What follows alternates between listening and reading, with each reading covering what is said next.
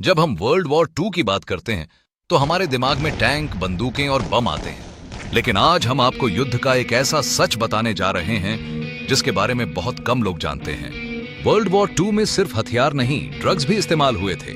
Nazi Germany ने अपने सैनिकों को एक खास दवा दी जिसका नाम था परविटिन।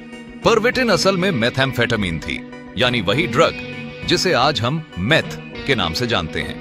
इस दवा का असर बहुत तेज था। सैनिक कई कई दिनों तक बिना सोए लगातार मार्च कर सकते थे, लगातार लड़ सकते थे। युद्ध के शुरुआती दौर में इसी वजह से जर्मन सेना को अजेय माना जाने लगा।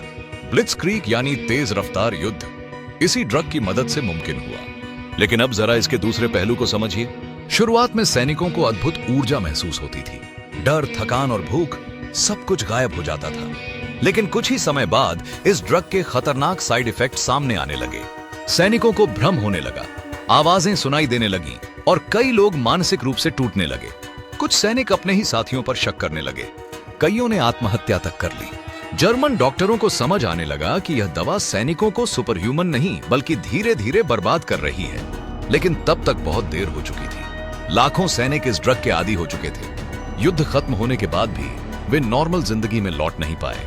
वर्ल्ड वॉर 2 के बाद जर्मनी में ड्रग एडिक्शन एक बड़ी समस्या बन गई। यह युद्ध का वो जख्म था जो बंदूकें शांत होने के बाद भी भर नहीं पाया। यह कहानी हमें एक बड़ी सच्चाई सिखाती है। युद्ध सिर्फ शरीर नहीं तोड़ता, दिमाग और आत्मा को भी नष्ट कर देता है। और जब इंसान जीत के लिए किसी भी हद तक चला जाए तो उसका अंजाम हमेशा विनाश ही होता है। अगर आपको इतिहास के ऐसे अनसुने और डराने वाले सच जानना पसंद है तो वीडियो को लाइक करें, चैनल को सब्सक्राइब करें और कमेंट में लिखिए, क्या आप जानते थे कि वर्ल्ड वॉर 2 में ड्रग्स का इस्तेमाल हुआ था?